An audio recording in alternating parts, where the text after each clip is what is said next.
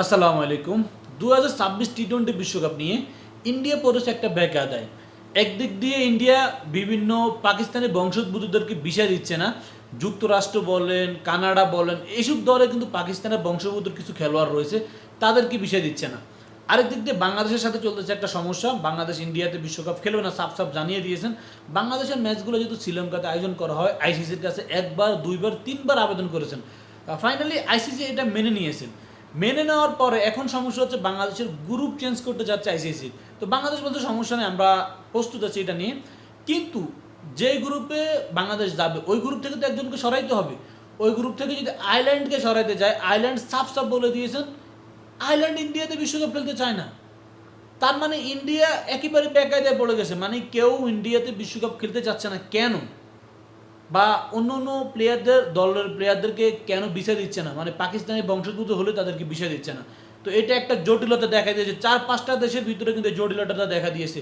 বেশিরভাগ সমস্যা হচ্ছে এখন বাংলাদেশকে নিয়ে, কারণ বাংলাদেশ তাদের যৌক্তিক দাবি, যাদের একটা মোস্তাফিজকে তারা নিরাপত্তা দিতে পারে না, তাহলে পুরো টিমের নিরাপত্তা দিতে পারবে না। এই জন্য বাংলাদেশ বলেছে বাংলাদেশের ম্যাচগুলো শ্রীলঙ্কাতে দেওয়া হোক বা অন্য কোথাও দেওয়া হোক, কিন্তু ইন্ডিয়াতে না। তো আইসিসি কিন্তু একটা প্রস্তাব দিয়েছিল আরও কয়েকদিন আগে, যে হয়তো ভেন্যু চেঞ্জ করে ইন্ডিয়ার অন্য কোথাও ম্যাচগুলো দেওয়ার জন্য। কিন্তু বাংলাদেশ এটা তো, আমাদের বাংলাদেশ সরকার এটা তো মানা করে দিয়েছেন যে আমরা এটাও মানতে রাজি না। অন্য কোনো ভারতের অন্য কোনো জায়গাতে এটা ভারতে হয় বা ইন্ডিয়ায় হয়। তো এটা যেহেতু আইসিসি এটা মানতেছে না, আইসিসি আবারও কালকে একটা বৈঠক বসলো, এটাতে গ্রুপ চেঞ্জের বিষয়টা আসছে। এখন আইল্যান্ডের কারণে আবারও বিশ্বকাপ কিন্তু অনিশ্চিত হয়ে গেছে। এদিকে পাকিস্তান কি করছে? পাকিস্তান ক্রিকেট বোর্ড ডাইরেক্ট বলে দিয়েছেন যদি বাংলাদেশ এবারে বিশ্বকাপে যদি না খেলতে পারে, তাহলে পাকিস্তান বিশ্বকাপ খেলবে কিনা তা আবারও বিবেচনা করবে। মানে সিরিয়াসলি এখন দেখা যাচ্ছে বাংলাদেশ যদি বিশ্বকাপ না খেলে, পাকিস্তানে বিশ্বকাপ খেলবে না, আয়ারল্যান্ড ইন্ডিয়াতে যেয়ে খেলবে না, অন্য অন্য প্লেয়ারদের বিশেষ জটিলতা, তাহলে এবারে বিশ্বকাপটা এখনও অনিশ্চিততার ইয়েতে পড়ে আছে। বিশ্বকাপ হবে কিনা এটাও এখনো শিওরলি বলা যাচ্ছে না, কেননা সব কিছু এখন দেখা যাচ্ছে ইন্ডিয়ার দাদাগিরির কাছেই সব কিছু আটকে গিয়েছে। ইন্ডিয়া কাউকে বিষয় দিচ্ছে, কাউকে দিচ্ছে না, কারো নিরাপত্তার অজুহাত দিয়ে খেলোয়াড় বাদ দিচ্ছেন। যখন ওই টিম বলতেছে আমরা এখানে যাব না, তখন সমস্যা সেই সৃষ্টি হচ্ছে। তো এই সমস্যা থেকে বেরোতে হলে ইন্ডিয়াকেই কিন্তু স্যাক্রিফাইস করতে হবে সব দিক দিয়ে। যাদেরকে বিষয় দিচ্ছে না তাদেরকে অবশ্যই বিষয় দিতে হবে। বাংলাদেশকে শ্রীলঙ্কা অথবা পাকিস্তানের ভেন্যু চেঞ্জ করতে হবে। যদি শ্রীলঙ্কাতে ভেন্যু চেঞ্জ না করা সম্ভব হয়, তাহলে পাকিস্তান আছে, আর আরব আমিরাত আছে, এগুলোতে করা যেতে পারে। কিন্তু বাংলাদেশ ডাইরেক্ট বলে দিয়েছে বাংলাদেশ কোনোভাবেই ইন্ডিয়াতে বিশ্বকাপ খেলতে চায় না। এটা যৌক্তিক, এটা দাবি যৌক্তিক। কেননা ইন্ডিয়া এককভাবে যেগুলো করতেছে, আইপিএল থেকে মোস্তাফিজকে নিরাপত্তার অজুহাত দিয়ে বাদ দিয়েছেন।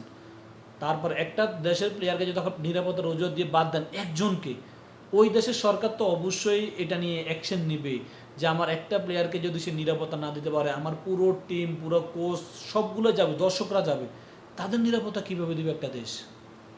এটা আপনার মনেও আসবে।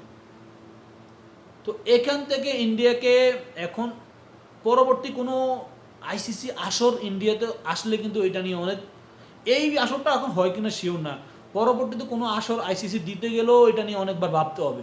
কেননা বিশেষ সমস্যা হতে পারে, দলগুলো নাও যেতে পারে। এমনকি সিকান্দার রাজাকে তারা বিষয় দিচ্ছে না। সিকান্দার রাজা কি একটা বলছিল, এবং কি হয়তো পাকিস্তানের একটা বংশোদ্ভূত একটা ইয়ে আছে তার সাথে, এই জন্য তাকেও বিষয় দিচ্ছে না। তো জিম্বাবুয়ে কিন্তু বয়কটের ডাক দিয়েছে বিশ্বকাপ।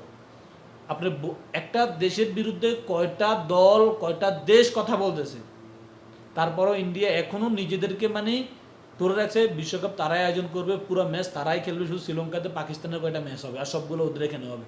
এখন বাংলাদেশের ম্যাচ যদি সরে যায়, তাহলে অনেক ম্যাচ কমে যাবে ইন্ডিয়াতে। ইন্ডিয়া কিন্তু এটা চাচ্ছে না, ইন্ডিয়া চাচ্ছে ওদের দেশে পুরো ম্যাচগুলো খেলাইতে।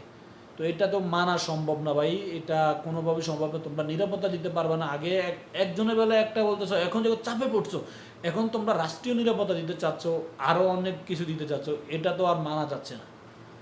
আমার মনে হচ্ছে বাংলাদেশ সরকার যে ইয়েটা নিছে, বা ক্রিকেট বোর্ড যে ইয়েটা নিছে, এটা যৌক্তিক। এটা একেবারে বাংলাদেশ ক্রিকেট নতুনভাবে ঘুরে দাঁড়ানোর একটা পদক্ষেপ আমি মনে করি। কেননা একটা ক্রিকেট বোর্ড যদি স্বাধীনভাবে কাজ না করতে পারে কেমন হবে? আইসিসি এখন আমার মনে হচ্ছে স্বাধীনভাবে কাজ করতে পারে না। কেন পারে না? কারণ সব জায়গাতে ইন্ডিয়া দাদাগিরি ঢুকে গেছে। না হলে আইসিসি চাইলে এটা সম্ভব। আইসিসি যদি বলে হ্যাঁ বাংলাদেশকে যদি এই সমস্যা হয়েছে, তাহলে ভেন্যু চেঞ্জ করে আমরা পাকিস্তানে বা শ্রীলঙ্কাতে বা অন্য কোথাও দিতে পারি বাংলাদেশের ম্যাচগুলো। এটা বেশি দূরত্ব না, এক ঘন্টার দূরত্ব হয়। পাকিস্তান, ইন্ডিয়া, শ্রীলঙ্কা, নেপাল, এগুলো 1 ঘন্টা 1.5 ঘন্টা দূরত্ব। এই দূরত্বতে যদি আপনি ম্যাচ আয়োজন না করতে পারেন তাহলে কেমন হবে? এটা তো 8-10 ঘন্টা 20 ঘন্টার রাস্তা না যে ট্রাভেল করতে করতে প্লেয়ার ইয়ে হয়ে যায়। এটা 1 ঘন্টা, বা এটা জাস্ট আপনার বসবেন, ঠুস করে 1 ঘন্টা চলে যাবে, আপনারা নিয়ে নামাইয়া দেবে। তো এটা যৌক্তিক। আমিও চাই ইন্ডিয়ার দাদাগিরি ক্রিকেটের থেকে কমুক। ক্রিকেটটা ভদ্রলোকের খেলা বলে ক্রিকেট আমরা সবাই জানি, কিন্তু ভদ্রলোকের খেলাকে এভাবে করে নিজেদের আয়ত্তে নেওয়ার চেষ্টা করতেছে ইন্ডিয়া। এটা থেকে বের হতে হবে আইসিসিকে। ফুটবলকে দেখেন আপনি, ফুটবল ফিফা যেটা বলবে ওইটাই। আপনি ফিফা যদি বলে যে এটা এখানে হবে না, এটা এখানে হবে না, কিন্তু আইসিসি কোনো কিছু বলতে পারে না ইন্ডিয়ার কাছে। ভাই ইন্ডিয়ার দাদাগিরি সব জায়গাতে চলতেছে। তা আমিও চাই বিশ্বকাপটা সুন্দরভাবে আয়োজন হোক, আমরাও খেলা দেখবো, উপভোগ করব, কিন্তু ইন্ডিয়াকে তাদের জায়গা থেকে স্যাক্রিফাইস করতেই হবে। আল্লাহ হাফেজ, আবার দেখাবো পরবর্তীতে।